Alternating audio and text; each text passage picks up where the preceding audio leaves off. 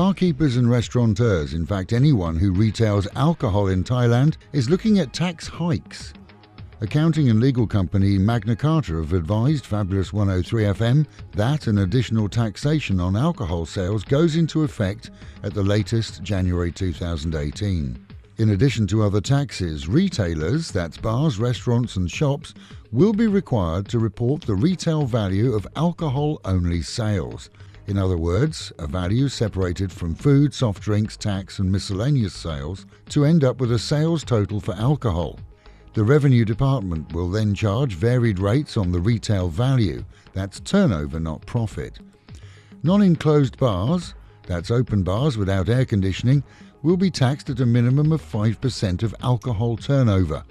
Enclosed bars with air conditioning will be taxed at a minimum of 10% of alcohol turnover, and a further level of business, as yet undetermined, but possibly those with entertainment, nightclub or dance licenses, can expect to be taxed at a minimum of 15%. The taxes will be payable monthly and do not substitute other taxes already in place. We're told that the Revenue began distributing notification to licensees as long as 2 months ago, but we've also heard that many have yet to receive their notification. Retailers are advised by Fab 103 FM and Magna Carta to contact their own accountants ahead of the time to establish applicable tax rates and how best to handle them. In other news, a Thai woman returning for the first time to Thailand since 2015 was arrested at the airport on charges that she'd facilitated the Erawan bombing in the capital back then. The 30-year-old had fled with her husband following the bombing that shocked the nation, and her husband is also implicated in the handling of explosives. A 51-year-old has seen her identity returned after a Chinese woman effectively stole it so that she could work here as a tour guide. The Chinese was in custody yesterday as police investigated how she came across the Thai woman's ID some 15 years ago and has been using it ever since. It's also believed that some 50 other tour guides are under suspicion of similarly using fake documents to work here.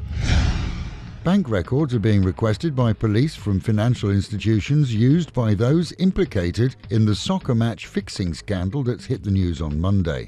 The investigation, which began a year ago, has revealed several footballers and referees as suspects in Major League game rigging here in Thailand.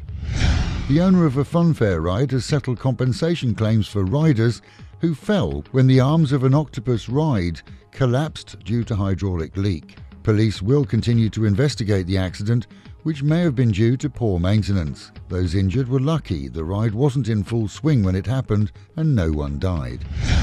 And with the Met Office promising highs today of just over 31 degrees, dropping down to 23 again tonight, and a rather cloudy day at some times, that is the local and national news from Fabulous 103 FM. First every day with news in English on radio and TV, and keeping you in touch with Thailand, along with Pattaya, the City of Fun.